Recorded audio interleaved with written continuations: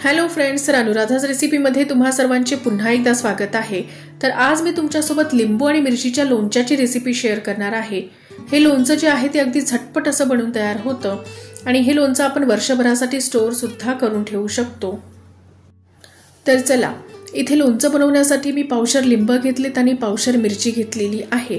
आणि मिरची आणि लिंब मी अगदी स्वच्छ असे धुवून कपड्याने पुसून फॅन खाली 1 घंट्यासाठी वाळत ठेवलेलं होतं। म्हणजे त्यामध्ये ना पाणी बिलकुल राहायला नकोय, कारण त्यात जर मॉइश्चर राहिलं तर लोणचं हे आपलं लवकर खराब होतं तर आणि त्याला बुरशी सुद्धा येते। तर त्यामुळे स्वच्छ धुवून आणि पुसून अगदी कोरडे करून घ्यायचे लिंब आणि मिरची। आणि आता इथे जे आहे ना, तर एका लिंबाचे मी 4 भाग केलेले आहे। तुम्ही तुमच्या आवडीनुसार लिंबाची साईज कशी ठेवायची ते बघू शकता। एका लिंबाचे 2 भागही करू शकता, पण मी इथे 4 भाग याच्यासाठी केलेत की वेस्ट जात नाही, म्हणजे पूर्ण खाल्ल्या जातं। आणि लिंबांमध्ये आपल्याला बिया ठेवायच्या नाही आहेत, कारण त्याने ना लोणचं जे आहे ते कडवट लागतं। तर मी लिंबू कापताना ना त्यातल्या बिया सुद्धा काढून टाकलेल्या आहेत।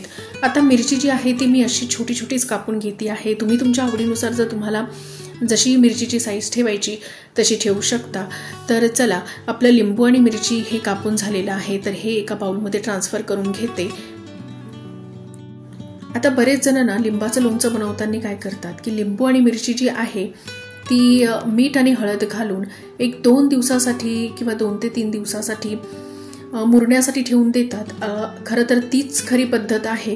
त्यामुळे काय होतं ना की लिंबू आणि मिरची जी आहे अगदी छान अशी मुरते। पण आपल्याला हे इन्स्टंट बनवायचं आहे, तर आपण याला असं 2 ते 3 दिवसासाठी मुरण्यासाठी ठेवणार नाही, आपण लगेचच याला करणार आहोत। तर यात ना मी जवळपास 2 चमचे मीठ घातले आणि 1.5 चमचा हळद घातलेली आहे आणि याला व्यवस्थित असं मिक्स करून घेऊ। आता लोणच्यामध्ये ना मीठ हे थोडंसं जास्तीच पाहिजे, म्हणजे लोणचं कुठलंही असो, ते आंब्याचं असो किंवा लिंबाचं असो, मिठाचं प्रमाण हे थोडं जास्तीच घालावं लागतं, कारण मुरल्यानंतर ते प्रमाण थोडंसं कमी होतं। आता यामध्ये ना जवळपास 1.5 लिंबू आहे, जे की मी असं गाळून घालती आहे। आता याच्या बिया यामध्ये पडायला नकोत, म्हणून मी असं चाळणीने याला गाळून घेते आहे। आता याला व्यवस्थित असं मिक्स केलंय आणि याला 10 ते 15 मिनिटासाठी आपण साईडला ठेवून देऊ। आता तोपर्यंत आपण लोणच्यासाठी लागणारा जो मसाला आहे तो बनवणार आहोत। तर इथे मी 1 चमचा धने घेतलेत, 1 चमचा जिरं घेतलंय, 2 चमचे मोहरी घेतली आहे। जर मोहरीची डाळ तुमच्याकडे असेल तर तुम्ही डाळही यूज करू शकता, पण माझ्याकडे नाही आहे। आता आणि 2 चमचे मी बडीशोप इथे घेतलेली आहे। आता बडीशोप जी आहे त्यामुळे लोणच्याला खूप छान टेस्ट येते, त्यामुळे त्याचं प्रमाण हे आपण थोडंसं जास्ती ठेवलेलं आहे। आता याला असं तव्यावरती आपण भाजून घेणार आहोत, पण आपल्याला हे मसाले जास्ती भाजायचे नाही, याचा कलर बदलेपर्यंत आपल्याला मसाल्यांना भाजायचं नाही आहे। तर मसाल्यांमधून थोडासा सुगंध यायला लागला की गॅस बंद करायचा आणि याला मिक्सरमध्ये ट्रान्सफर करायचं। आता याला आपण ना जाडसर असं वाटून घेणार आहोत। तर बघा, असं थोडंसं जाडसरच आपल्याला याला वाटून घ्यायचं आहे। तर चला, आपली लिंबू आणि मिरची ही थोडी मुरलेली आहे। आता त्याच्यामध्ये मी जवळपास 1.5 चमचा तिखट घातलेला आहे। तर तिखटाचं प्रमाण हे तुम्ही तुमच्या आवडीनुसार कमी जास्ती करू शकता।